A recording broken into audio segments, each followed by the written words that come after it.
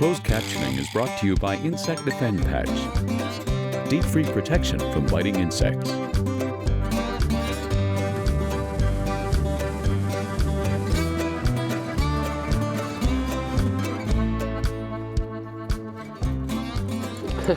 Italo, you're doing a number on me.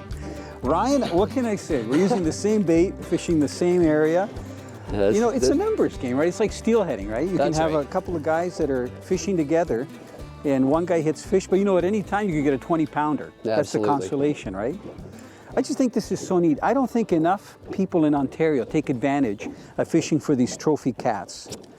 I can't see anyone around us right now. Where do you think they go the rest of the year? I know that you get the odd one in the river.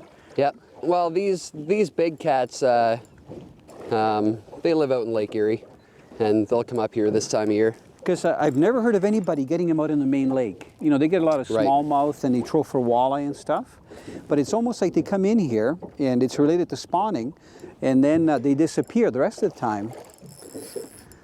This is awesome. Now, you know, one thing that both Ryan and I are doing, we're using the right rods. Ryan's got a long rod. Is your rod 9, 11? How long is it? It's a 10.5 footer. You should hold it up just so the viewers can see it.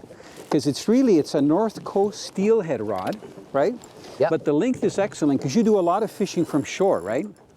So it's just got the right stiffness, and you can see that Ryan's got that egg sinker on there with the swivel and then the fluorocarbon, very similar to what I'm doing. But this rod's only 7.5 feet long. The long rod, I think, gives you more castability when you're firing out. Yes. I was watching you cast, and you can cast about 200 feet with that thing. And it's got enough spine so you can set the hook into a good-sized fish. Now, what's your personal best fishing here, the Lower Grand? I've caught them up to 20. Those are big fish.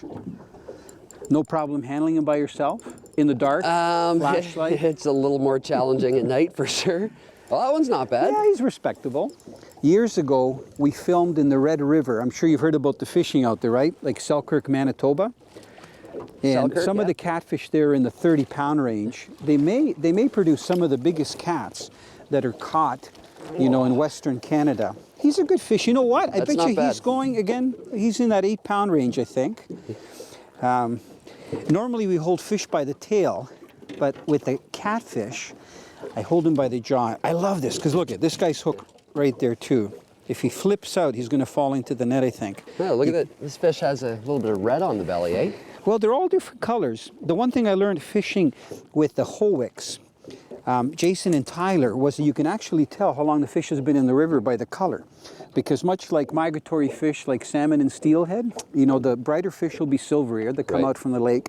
And then the ones that have been in the river a little bit, this guy's green, almost like a green Chinook. So he's been in the river for a while, but not a long time.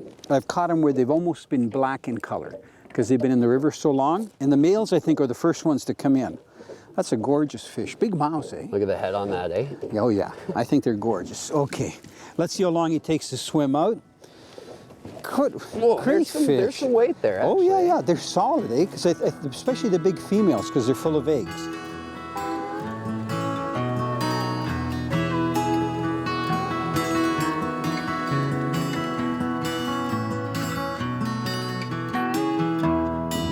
You know, when it's between ice fishing and your regular open water fishing season, fishing for channel cats is a good option. And we've had a lot of fun today. We've had some different weather, so it's been a little bit challenging. But you know, a lot of people email us at Ask Italo on our website, and they ask us, when is the best time to go for channel catfish and where?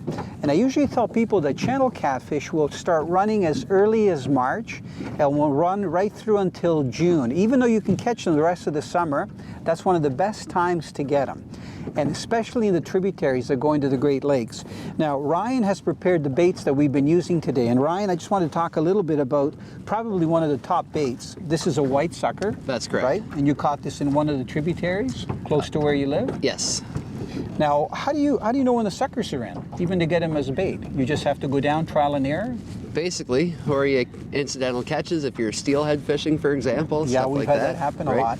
So this is a small white sucker. The one thing that I wanted to tell you about suckers as bait, in the Ontario fishing regulations, which I have right here, if you turn to page 10, you'll see that there's a whole write-up on general regulations that has to do with bait fishing. And right here under bait fish, you'll see that there's 2 sucker species listed, the white sucker and the long-nosed sucker. Now this refers to the bait fish that you can use as live bait. You can actually use the various other species of suckers even if they're not listed here.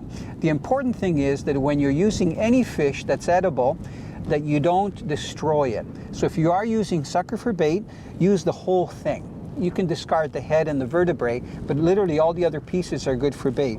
Now why don't you show them, Ryan, the pieces that you've cut. I'm going to hold the white sucker up, because this is the average size of pieces, right? That you use the chunks? Yep, typical size. Now do you do anything to these? Are they just frozen? Do you pickle them at all?